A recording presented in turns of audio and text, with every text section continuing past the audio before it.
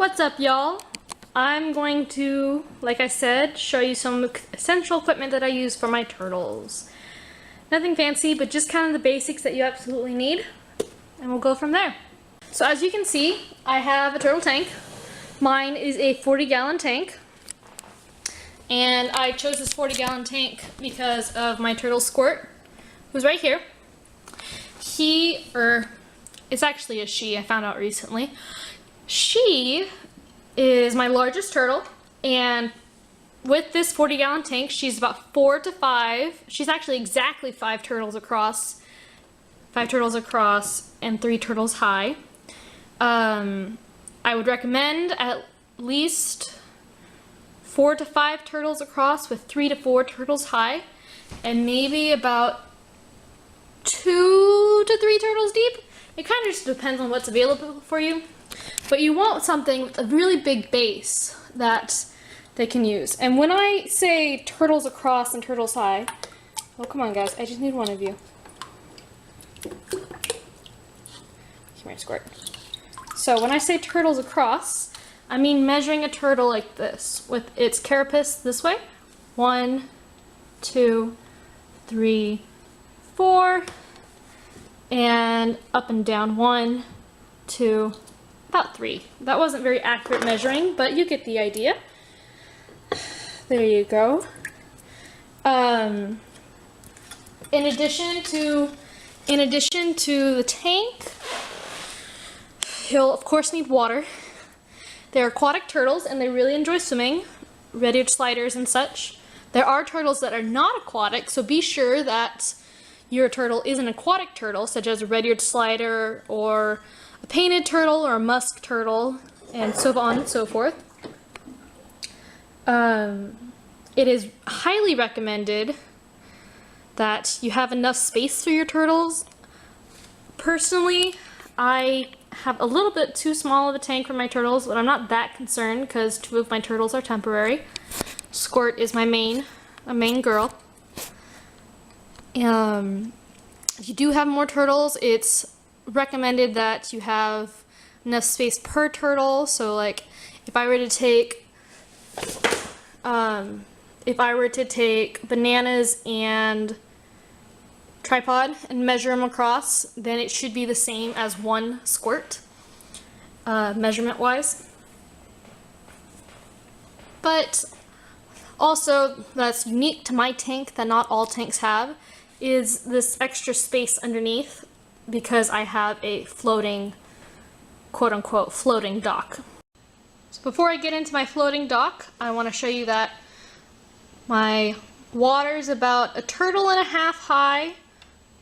Oh, you're crazy, girl.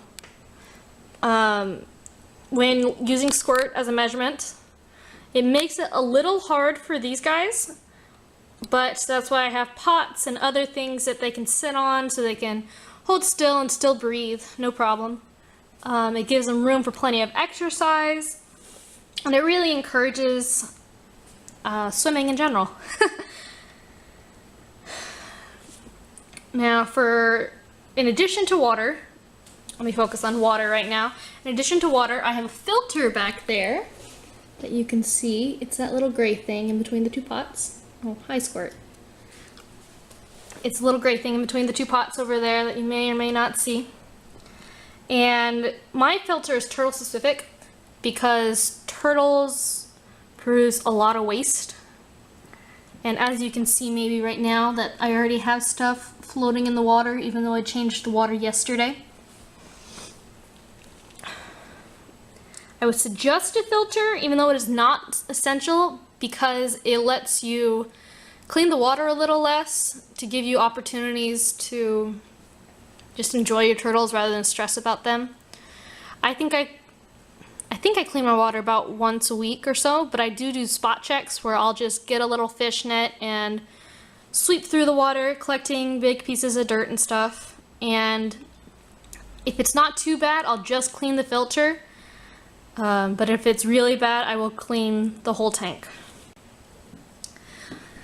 Now, as I mentioned, I have a dry dock right here that the turtles, all 3 of them, can climb on.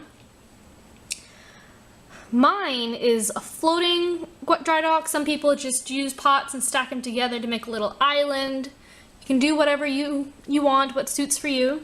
But it is essential that you have some sort of dry dock because this helps prevent turtle rot and other problems that can happen with your turtle. If you don't have a dry dock, they're stuck in the water all the time and they can't dry out. So this produces problems with just rotting in general. Like if your skin was in water all the time, you'll eventually get problems. Same with a turtle. They are aquatic animals, but they are not true aquatic animals like fish and things. They do go out of the water for reasons including basking and breeding, etc. Now the last vital piece of this equipment is the heat source. Now your heat source needs to be UVA and UVB in order to ensure the vitamins and other healthy vitamins and minerals, I think it's minerals, vitamins and minerals that your turtle needs. I use a clamp light. I used to just set mine by the window until I realized that UVB light can't pass through a window. A turtle can have problems with the shells if it doesn't absorb the right amount of vitamins. This guy here, Bananas, he was actually turning gray about 3 weeks ago because his original owners weren't giving him the floodlight and sunlight that he needed in order to bask. The other importance about the heat source is the other importance about the heat source is that turtles are reptiles, and reptiles are cold-blooded, and because of that, they do not produce their own heat per se, which is why they use the light to help warm them up in situations. So those are the basics you need for your turtle. I would suggest some sort of climbing source. For me, I have my dry dock that the turtles can climb up out of the water. Like I said in a previous video, I don't provide a ramp for them because it makes it a little difficult, but also a challenge for them. I've seen all of them climb up and they seem to enjoy it just fine. If your turtle is having difficulty getting out onto the dry dock and you are not providing a ramp, and you do not see them choose to get onto the dry dock of their own free will, then you need to provide a ramp. This should be evident within the first day or two you provide a dry dock for your turtle. Turtles will get out of the water at least once a day to dry off and sleep and do other things. Oh, with plant matter. Plant matter can definitely make your turtle tank look pretty. But you need to make sure of two things. One, it's not fake or plastic because turtles will eat everything that's in their enclosure. For example, well, I used to have gravel and then my turtles started eating it, but I'll get to that in a second. But in addition to that, your plant life cannot be toxic or poisonous to your turtles in any way because they will eat your plant life. Like 100%, no shadow of a doubt, they will eat it at least once. And it's like an alternate food source. They are omnivores, they are foragers kind of a thing where they'll just eat anything they can. They don't understand, they know when their next meal's coming, but they'll devour everything. They're messy, but it happens. Like I said a minute ago, I used to have gravel in my tank, and it did make it look pretty. You didn't have anything on the bottom, or you did have things on the bottom, but you couldn't see through the bottom. Like right now I can see the shelf that my turtle tank is on, which isn't the most visually appealing or aesthetically pleasing, but my turtles started trying to eat the gravel I gave them. And so I just took it out to I didn't even try to teach them not to eat it because it's a little hard to train a turtle.